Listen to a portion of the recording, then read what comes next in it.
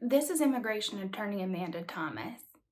I'm here to talk about a topic that you have probably seen all over the news recently, and it may be something that you are even personally affected by. That is the war in Ukraine. The first thing I would like to say is that the situation is terrible. I have a massive amount of respect for the people of Ukraine. The way that they have defended their country is nothing short of admirable, and I hope and pray that they are successful in defending their country and that Ukraine remains independent.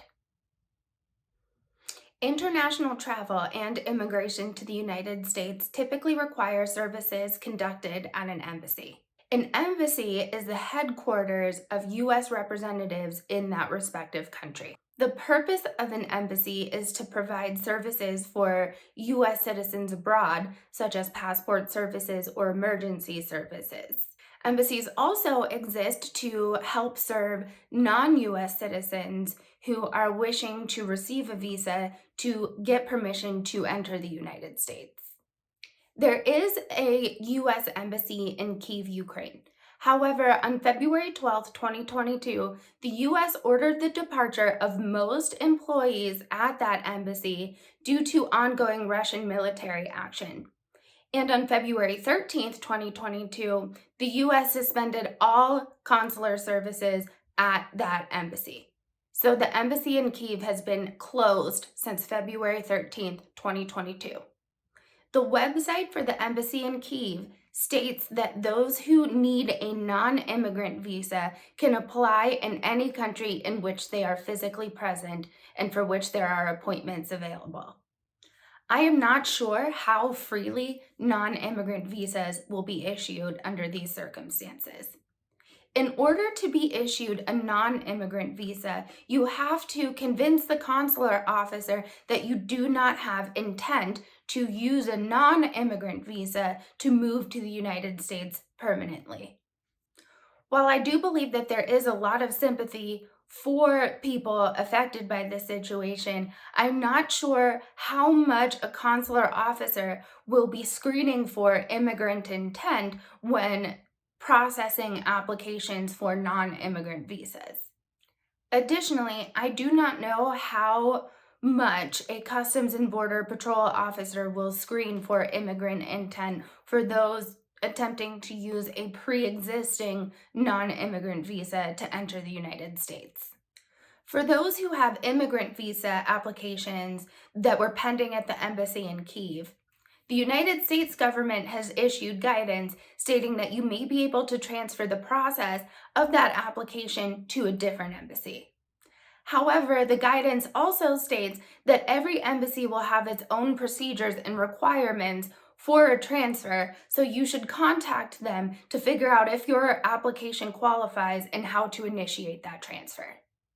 There are some other potential routes that a Ukrainian could use to enter the United States. For instance, a Ukrainian may be eligible for humanitarian parole. Humanitarian parole is not a visa. It is simply permission to enter the United States for a temporary period of time due to a compelling humanitarian situation. Applications for humanitarian parole are decided on a case-by-case basis. We all saw the humanitarian situation that occurred when the Taliban retook Afghanistan back in 2021. A lot of Afghani refugees entered the United States on humanitarian parole. However, the White House also created a special visa program for fleeing Afghanis. The White House Press Secretary Jen Psaki has stated that the United States is open to a similar visa program for Ukrainians. She has also stated, however, that she believes that most fleeing Ukrainians would wish to stay in the countries surrounding Ukraine and that she would be willing to do what she needs to do to help assist those countries in welcoming those refugees.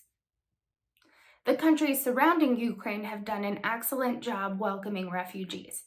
For instance, Poland has suspended almost every entry requirement for Ukrainians at their border.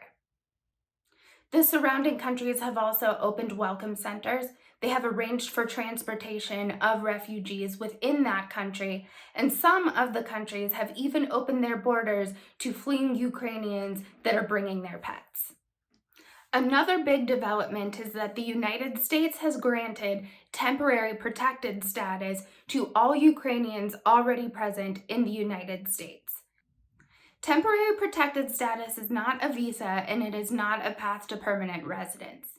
However, temporary protected status grants those Ukrainians who are already present in the United States protection from deportation and the ability to get a work authorization.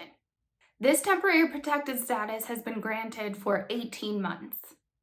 Temporary protected status is not automatically conferred on every Ukrainian that is already in the United States. Temporary protected status must be applied for. You can find information on how to apply for temporary protected status on the USCIS website. I will put the link to that website in the box below. For American citizens remaining in Ukraine, the only way to leave right now is through a third country. In the months and weeks leading up to this situation, the United States government gave many warnings to American citizens in Ukraine to leave.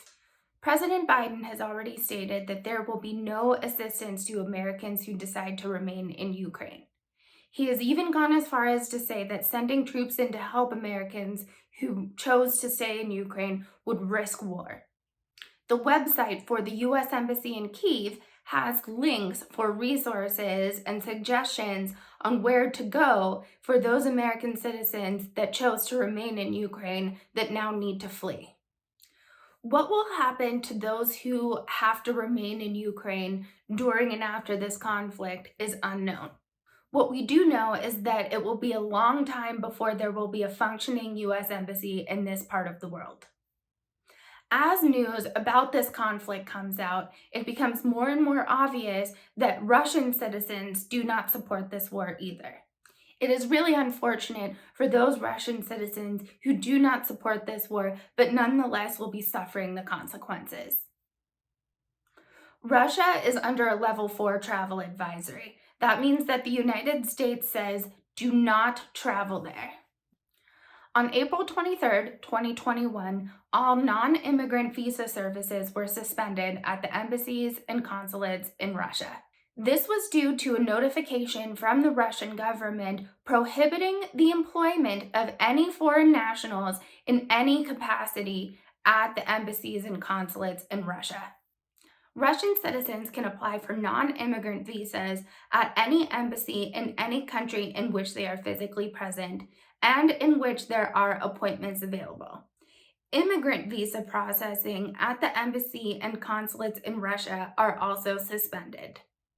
The embassy in Warsaw has been the designated processing post for those applications.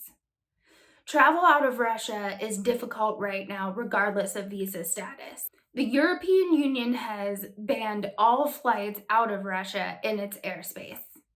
There have been a massive amount of sanctions placed on Russia. The value of the ruble has plummeted.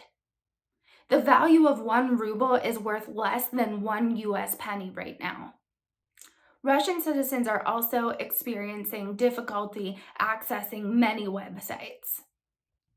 In addition to the closure of the embassy and consulates in Russia, the embassy in Minsk, Belarus has also been closed. Belarus and Moldova have also been placed under a level 4 travel advisory. This situation is ongoing. We cannot know how it will affect immigration or travel in the short or long term until we see how the war in Ukraine ends. In the meantime, I plan on creating videos to update about the situation. If you're interested in watching those videos, I would hope that you would like this video and subscribe to my channel.